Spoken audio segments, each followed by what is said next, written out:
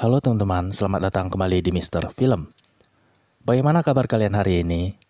Saya doakan semoga saja teman-teman semua di sana selalu dalam keadaan sehat, berkecukupan, dan tidak kurang suatu apapun di dalam hidup kalian. Untuk menemani waktu santai teman-teman, kali ini saya kembali menceritakan sebuah film yang diangkat dari sebuah kisah nyata. Film yang bertemakan penjara ini berjudul Bronson, menceritakan tentang kehidupan dari seorang narapidana yang bernama Charles Bronson. Charles Bronson ini merupakan seorang narapidana terhukum seumur hidup yang dinyatakan oleh kerajaan Inggris Raya sebagai seorang narapidana yang paling kejam dan ditakuti oleh semua penjara di Inggris. Kisah hidupnya ini kemudian diangkat ke dalam sebuah film layar lebar yang berjudul Bronson. Dan inilah dia teman-teman, alur cerita filmnya. Pada tahun 1952 di kota Luton, Inggris Raya, lahirlah seorang anak laki-laki yang bernama Michael Peterson, yang nantinya akan merubah namanya menjadi Charles Bronson dan dikenal dengan nama panggilan Charlie Bronson. Waktu berlalu dan tumbuhlah Charlie menjadi seorang anak yang sopan dan juga pendiam. Namun sebagai seorang anak yang pendiam, Charlie cukup populer karena dia terkenal sangat suka berkelahi dan dia bahkan tidak segan-segan memukul dan menyerang gurunya di sekolah hanya karena dia dimarahi. Perbuatannya itu membuat guru di sekolahan selalu mendatangi rumah Charlie untuk berbicara dengan ibunya. Namun setiap guru mendatangi rumahnya, ibu Charlie selalu membela anaknya dan menolak untuk berbicara dengan para guru. Setelah lulus dari SMA, Charlie kemudian bekerja di dapur sebuah restoran. Setelah bekerja selama 2 minggu, Charlie merasa bahwa gaji yang dibayar oleh bosnya terlalu kecil. Charlie kemudian memutuskan untuk mengambil uang yang berada di laci meja kasir restoran tersebut. Perbuatannya ini membuat rumahnya kembali didatangi. Hanya saja, kali ini yang mendatangi rumahnya adalah polisi. Melihat anak kesayangannya dicari oleh polisi, ibu Charlie kemudian mempertemukan polisi tersebut dengan Charlie. Polisi kemudian menanyakan beberapa pertanyaan kepada Charlie terkait hilangnya uang di restoran. Namun tiba-tiba saja Charlie merasa tersinggung dan langsung memukuli para polisi tersebut. Charlie bahkan sempat menggigit putus telinga dari salah satu polisi itu. Kisah berlanjut pada tahun 1974. Charlie pada saat itu telah menikah dan mempunyai seorang anak. Terjepit di dalam masalah ekonomi, Charlie kemudian membawa sebuah shotgun dan lalu merampok sebuah kantor pos. Charlie berhasil merampok uang sejumlah 52 pound sterling dan kemudian ditangkap dan dijatuhi hukuman 7 tahun penjara oleh hakim. Charlie kemudian dimasukkan ke dalam penjara. Pada awalnya, Charlie cukup menikmati kehidupan barunya di dalam penjara. Dia bahkan merasa seperti tinggal di dalam sebuah hotel. Hingga pada suatu hari, kebosanan mulai merasuki dirinya. Seperti halnya tahanan lain yang memiliki masa hukuman yang panjang, Charlie diberikan oleh penjara sebuah pekerjaan untuk mengisi waktunya.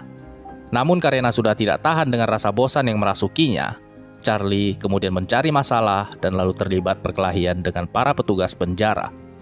Ulahnya itu membuat dia dimasukkan ke dalam sel pengasingan. Ketika Charlie berjalan memasuki blok pengasingan, tak disangka-sangka dia malah mendapatkan sambutan hangat dari semua napi yang dikurung di dalam blok pengasingan. Para napi menyoraki dan memuji keberaniannya karena telah berani memukuli petugas penjara. Setelah dibebaskan dari sel pengasingan, Charlie kemudian diberikan sebuah pekerjaan baru. Dia bertugas untuk menyajikan minuman kepada para petugas yang sedang bekerja di penjara itu. Disinilah takdir mempertemukan dirinya dengan Reggie Kray, saudara kembar dari Ronald Kray. Reggie dan Ronald adalah Kray kembar bersaudara yang pada saat itu adalah pemimpin gangster yang paling ditakuti di semua kota di Inggris Raya. Ketika Charlie menyajikan minuman untuk Reggie, tiba-tiba saja Reggie berkata kepadanya bahwa dia memiliki sepasang tangan yang luar biasa. Sepasang tangan yang akan sangat berguna apabila digunakan untuk berkelahi. Mendapatkan pujian dari Reggie, tiba-tiba saja Charlie mendapatkan sebuah inspirasi. Semenjak hari itu, Charlie selalu menyerang siapapun yang sedang berada di dekatnya, baik itu sesama tahanan maupun petugas penjara. Aksi barbar dan beringasnya ini membuat dia dipindahkan dari satu penjara ke penjara yang lainnya. Aksi nekatnya ini bahkan menjadi berita utama yang menghiasi halaman depan koran-koran di Inggris. Karena semua penjara di Inggris sudah tidak mampu menghadapi kelakuannya ini, Charlie kemudian dipindahkan ke sebuah rumah sakit jiwa. Namun ternyata bahkan di rumah sakit jiwa pun, Charlie masih saja terus-terusan menyerang semua perawat yang sedang berada di dekatnya. Semua perawat di rumah sakit jiwa dibuat kalang kabut menghadapi ulahnya itu. Para perawat kemudian beramai-ramai menangkap Charlie dan lalu membius paksa dirinya. Berada dalam pengaruh obat bius selama 24 jam sehari membuat Charlie tidak berdaya dan hanya bisa terduduk di kursi sambil meneteskan air liur. Selama bertahun-tahun, Charlie ditahan di rumah sakit jiwa tersebut dalam kondisi bius total selama 24 jam sehari. Sampai kemudian dia dibebaskan pada tahun 1987. Setelah dibebaskan, Charlie kemudian naik ke sebuah kereta api dan lalu berangkat kembali menuju kota kelahirannya di Luton, Inggris. Charlie pergi menemui pamannya yang merupakan mantan wali kota di kota itu. Paman dan bibinya menyambut kedatangan Charlie dengan mengadakan sebuah pesta kecil-kecilan di rumahnya. Charlie kemudian tinggal bersama paman dan bibinya di kota tersebut. Karena membutuhkan pekerjaan, Charlie kemudian pergi menemui salah seorang temannya yang dia kenal ketika masih berada di dalam penjara, yaitu Reggie Kray. Reggie kemudian menawarkan kepada Charlie untuk bertanding di arena tinju ilegal yang dikelola olehnya. Charlie tampak cukup hebat dengan pekerjaan barunya ini. Satu persatu lawan tumbang menghadapi serangannya yang beringas dan tak kenal ampun. Dari 1 lawan 1, 2 lawan 1, bahkan Charlie juga bertanding melawan anjing Rottweiler yang terkenal ganas. Namun karir tinjunya ini ternyata tidak berlangsung lama. Pada suatu hari, Charlie memutuskan untuk merampok sebuah toko perhiasan karena dia ingin memberikan sebuah cincin kepada seorang wanita yang dia suka. Tetapi ironisnya, setelah cincin pemberiannya diterima oleh wanita tersebut, wanita itu malah berkata kepada Charlie bahwa tidak lama lagi dia akan menikah dengan seorang pria. Mendengar perkataan wanita pujaan hatinya itu, Charlie hanya bisa tersenyum pahit sambil mengucapkan selamat kepada wanita tersebut. Selamat tinggal maksudnya. 15 menit kemudian, Charlie ditangkap oleh polisi dan lalu kembali dijebloskan ke dalam penjara. Beberapa hari pertama di dalam penjara dilalui Charlie dengan tenang dan tanpa insiden, hingga kebosanan mulai kembali merasuki dirinya. Charlie kemudian menyandera salah seorang petugas penjara yang sedang mengantarkan sebuah buku bacaan ke kamar selnya. Charlie mengunci pintu sel dari dalam dan lalu mengurung petugas itu di dalam kamar sel bersama dirinya. Tidak lama kemudian, kepala penjara segera menelepon ke kamar sel Charlie untuk bernegosiasi dengannya. Namun Charlie sama sekali tidak meminta apapun dan malah kembali bertanya kepada kepala penjara, apa tawaran kepala penjara jikalau dia tidak ingin Charlie kembali berulah. Charlie kemudian menutup telepon dan lalu segera melepas semua pakaian dia kenakan hingga telanjang bulat.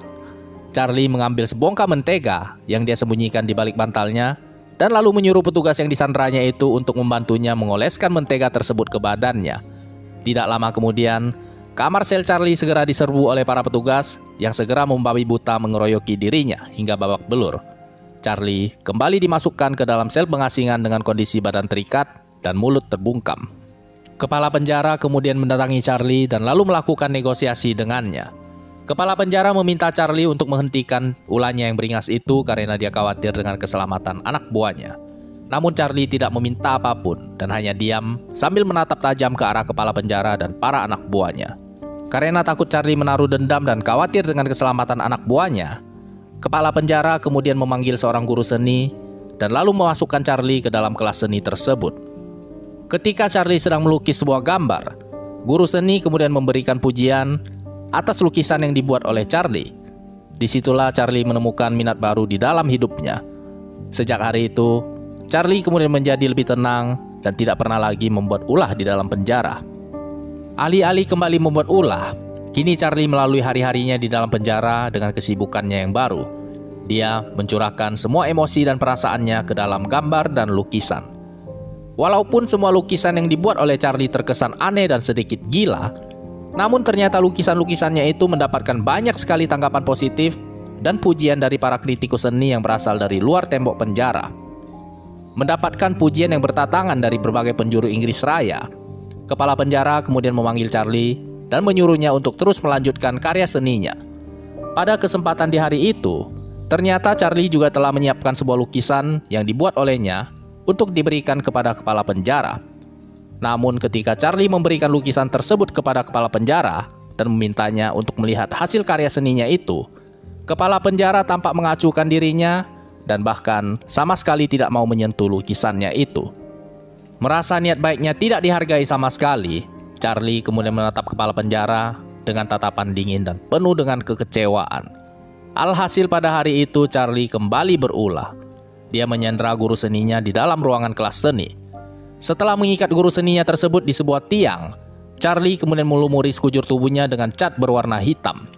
Dia juga menunjukkan bakat seninya dengan cara mendekorasi guru seninya tersebut menjadi sebuah karya seni. Kepala penjara yang mengetahui insiden tersebut segera mendatangi Charlie dan kembali melakukan negosiasi dengannya. Kali ini, tuntutan Charlie cukup sederhana. Dia meminta kepala penjara untuk menyalakan musik melalui pengeras suara. Kepala penjara yang mendengar permintaan Charlie yang menurutnya tidak masuk akal, kemudian berkata bahwa musik tidak relevan dengan apa yang sedang terjadi. Mendengar jawaban kepala penjara, Charlie seketika itu juga langsung emosi dan bersumpah akan membunuh guru seni yang sedang disandranya itu. Panik dengan ancaman yang Charlie berikan, kepala penjara segera menyuruh anak buahnya untuk menyalakan sebuah musik klasik melalui pengeras suara.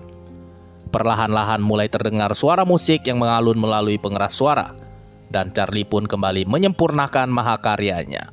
Tampak begitu indah dan ekspresif, guru seni yang menjadi kanvas hidup dari bakat seni Charlie. Setelah menyelesaikan mahakaryanya, Charlie kemudian menyuruh para petugas penjara untuk masuk ke dalam ruangan. Para petugas penjara seketika itu juga langsung menyerbu masuk ke dalam ruang seni dan langsung beramai-ramai memukuli Charlie. Charlie berhasil memastikan bahwa karya seninya kali ini pasti dilihat oleh kepala penjara.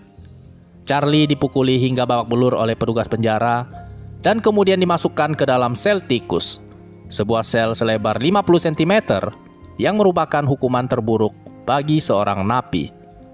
Dan film pun selesai. Itulah dia teman-teman, kisah hidup dari seorang narapidana terhukum seumur hidup yang dinyatakan oleh kerajaan Inggris Raya sebagai seorang narapidana yang paling kejam dan paling ditakuti oleh semua penjara yang ada di seluruh Inggris Raya. Semoga saja cerita film kali ini dapat menghibur dan menemani waktu santai teman-teman dimanapun kalian berada. Saya ucapkan banyak terima kasih buat teman-teman yang telah mendengarkan cerita ini sampai selesai.